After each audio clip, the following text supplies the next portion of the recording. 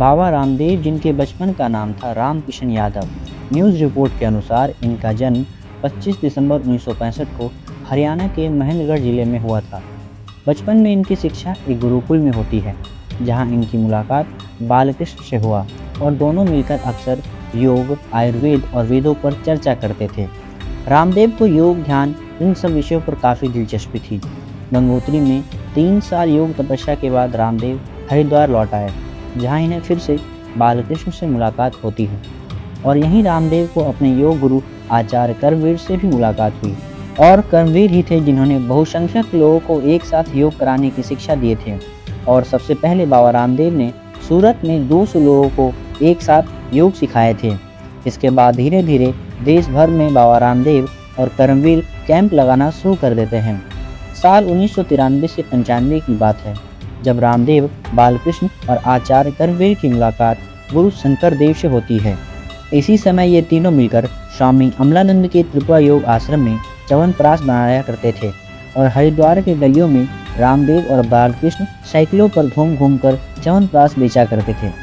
यहीं से इन तीनों के मन में सोच आई कि क्यों न हम लोग भारतीय सांस्कृतिक औषधि आयुर्वेद की शुरुआत की जाए। और 5 जनवरी साल 1995 को हरिद्वार में इन तीनों ने मिलकर दिव्य योग मंदिर के नाम से एक ट्रस्ट रजिस्टर करा लिया। इसके बाद बाबा रामदेव और कर्मवीर लोगों को योग और ध्यान की शिक्षा देते हैं और दूसरी ओर बालकृष्ण आयुर्वेदिक दवाइयों के ऊपर ध्यान लगाए रखते हैं। और कुछ महीने बाद ही दिव्य योग मंदिर ट्रस्ट के अंदर एक दिव्य फार्मेसी नाम की दुकान चलाई जाती है, जिसमें बहुत सारे आयुर्वेदिक डॉक्टरों को भी शामिल किया जाता है और कुछ दिनों के लिए मरीजों को फ्री में आयुर्वेदिक इलाज दिया जाता है। इस बात को सुनकर लोग दूर दूर से दिव्य फार्मेसी में इलाज करवाने आते थे और धीरे धीरे दिव्य फार्मेसी की ख्याति बढ़ती जा रही थी। और राम कृपालु आश्रम, जहाँ पर दिव्य योग फार्मेसी की शुरुआत हुई थी, वो एक उद्योग स्थल बनने लगता है। इसके बाद रामदेव ने कभी पीछे नहीं देखा और बस आगे बढ़ते गए। धीरे धीरे राजनीतिक नेताओं से भी इनका उठना बैठना शुरू हो गया था।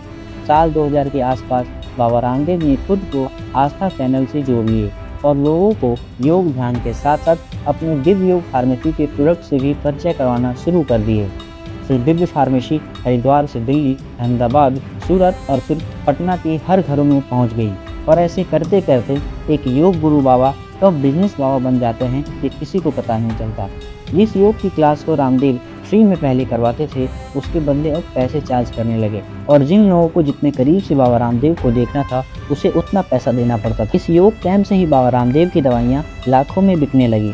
साल 2004-05 में रामदेव की दिव्य फार्मेसी ने अपना सेल करीब 6,70,000 तक दिखाया था और यहीं से बाबा रामदेव, जिसने ढोंग का चोला ओढ़ रखा था, उसका खुलासा होना शुरू हो जाता है। और इनकम टैक्स डिपार्टमेंट को इस बात की शक हो चुकी थी कि सेलिंग फिगर में कुछ न कुछ गड़बड़ है और इस बात की पुष्टि तहलका मैगजीन भी करती है। इसके बाद उत्तराखंड के SIB यानी कि स्पेशल इंफॉर्मेशन ब्यूरो ने दिव्य फार्मेसी के ऊपर छापा मारा। छापा मारने से पता चलता है कि हकीकत में जो दिव्य फार्मेसी की सेल थी वो पेपर वर्क से काफ़ी ज़्यादा थी और ये मामला सरासर टैक्स चोरी का था। डिप्टी कमिश्नर जगदीश राणा ने भी इस बात का बयान किया है। उन्होंने खुद कहा है कि वो बाबा रामदेव और उनकी बातों को बहुत मानते थे, लेकिन ये सीधा सीधा मामला टैक्स चोरी का दिख रहा है, जो करीबन 5 करोड़ का हो सकता है। प्रोडक्ट के ऊपर पतंजलि का ब्रांड रहता था और पतंजलि के ब्रांड एम्बेसडर खुद बाबा रामदेव बन जाते हैं। जहां एक तरफ बाबा रामदेव अपने बिजनेस को बढ़ाए जा रहे थे, वहीं दूसरी तरफ बिना बीजेपी ज्वाइन किए ही बीजेपी की बोली बोल रहे थे। अपनी कई रैलियों में बाबा रामदेव तो ये तक बोलते थे कि मोदी जी आएंगे तो काला धन लाएंगे, क्योंकि उन्हें पता था कि जब तक सरकार में अपने लोग ना आ जाएं, तब तक वो नहीं कर सकते जो वो करना चाहते हैं। इसीलिए प्रधानमंत्री नरेंद्र मोदी को बनाने के लिए वो एड़ी चोटी का जोड़ लगा देते हैं। और साल 2014 के लोकसभा चुनाव में वही होता है। कांग्रेस महज 44 सीटों में सिमट जाती है और नरेंद्र मोदी प्रधानमंत्री चुने जाते हैं। और प्रधानमंत्री नरेंद्र मोदी अपनी सरकार बनते ही सबसे पहले अपने कैबिनेट में एक मंत्रालय जोड़ते हैं, जिसका नाम रखा जाता है आयुष मंत्रालय, जो आयुर्वेदिक पद्धति के लिए बनाया गया, ये जानते हुए कि आयुर्वेदिक इलाज का कोई साइंटिफिक रीज़न नहीं होता है। और साल दर साल इसके बजट को भी बढ़ाया गया। अब हर उस ढोंगी बाबा को छत मिल गया था जो रामदेव जैसे बिजनेसमैन बाबा बनना चाहते थे। और यही नहीं, जो रामदेव की कंपनी पहले लाखों में सिमट कर रह गई थी, मोदी सरकार के बनते ही वो एक ही साल में 5,000 करोड़ की कंपनी बन जाती है और आज के डेट में ये कंपनी 50,000 करोड़ की बन चुकी है। देखिए, किसी कंपनी का बड़ा होना गलत बात नहीं है, क्योंकि अगर कंपनी बड़ा होता है तो लाखों लोगों को रोजगार मिलता है।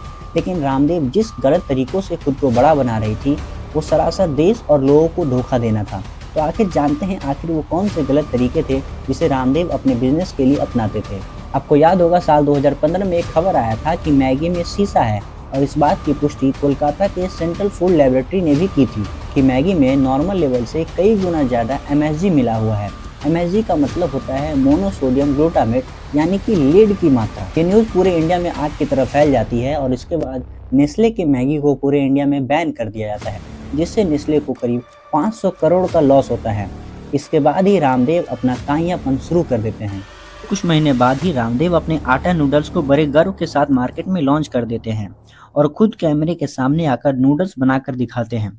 लेकिन एक महीने बाद ही FSSAI यानी कि food safety and standard authority of India ने पतंजलि को नोटिस भेज दिया और कहा कि आप नूडल्स नहीं बना सकते और इसे नहीं बेच सकते हैं, क्योंकि आपके पास नूडल बनाने के लिए जो लाइसेंस चाहिए वो नहीं है।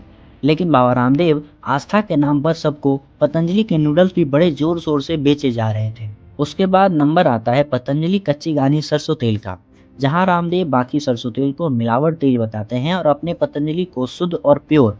लेकिन राजस्थान के अलवर जिले के FSSAI के लैब में पतंजलि के 5 सैंपल ऑयल को टेस्ट किया जाता है और पांचों तेल को घटिया क्वालिटी का ऑयल बताया गया। इसके बाद बाबा रामदेव के हर उस प्रोडक्ट का जांच किया जाने लगा जिसे रामदेव झूठे वादे देकर बाजार में लाए थे। पतंजलि के 33 एडवर्टाइजमेंट को चेक किया गया, जिसमें से 25 एडवर्टाइजमेंट ऐसे थे जो अपने वादों से फेल हो रहे थे, और इसके बाद पतंजलि के ऊपर मिसलीडिंग ऑफ एड्स के लिए 11 लाख का फाइन किया जाता है। इसके बाद पतंजलि के नमक, शहद, बेसन और जैम जैसे प्रोडक्ट भी फेल हो गए। लेकिन इतना कुछ होने के बावजूद भी ना तो कभी रामदेव बाबा माफी मांगे और ना ही कभी मिसलीडिंग एड्स को बंद करवाए। उनका बस एक ही कहना था कि ये सब विदेशी कंपनियों की साजिश है जो हमारे स्वदेशी चीजों को आगे नहीं बढ़ने देना चाहती है। एक तरफ जहां भारत के सरकारी लैब पतंजलि के हर प्रोडक्ट को गलत और फेल करते जा रही थी, वहीं दूसरी तरफ पतंजलि के गुरु बाबा रामदेव हर सामान को आस्था के नाम पर बेचे जा रहे थे। इतना कुछ होने के बावजूद भी साल 2017 में प्रधानमंत्री नरेंद्र मोदी खुद पतंजलि के आयुर्वेद रिसर्च सेंटर का उद्घाटन भी करते हैं, और रिपोर्ट के अनुसार बीजेपी शासित स्टेटों में पतंजलि को जमीन खरीदने के लिए करीब 380 करोड़ के छूट भी दिए गए थे। और अगर देखा जाए तो इस संयंत्र के पीछे सत्ता पक्ष और पतंजलि की पूरी तरह से मिली भगत थी। इसके बाद साल 2020 के कोरोना काल में भी रामदेव ने आपदा को अवसर मानकर कोरोनिल बना डाली। जहां विश्व के बड़े बड़े डॉक्टर कोरोना की कोई वैक्सीन नहीं बना पा रही थी, वहीं पतंजलि कोरोनिल को झूठे वादे बोलकर बेचे जा रही थी। बाबा के काइयापन को अगर बताना शुरू किया जाए तो घंटों घंटों लग जाएंगे और ये वीडियो बहुत लंबी हो जाएगी। इसीलिए आप लोगों से एक रिक्वेस्ट है कि स्वदेशी वस्तुओं का बड़े ही जोर शोर से इस्तेमाल कीजिए, लेकिन ढोंगी बाबाओं के चक्कर में ना पड़िए और खुद को सुरक्षित रखिए।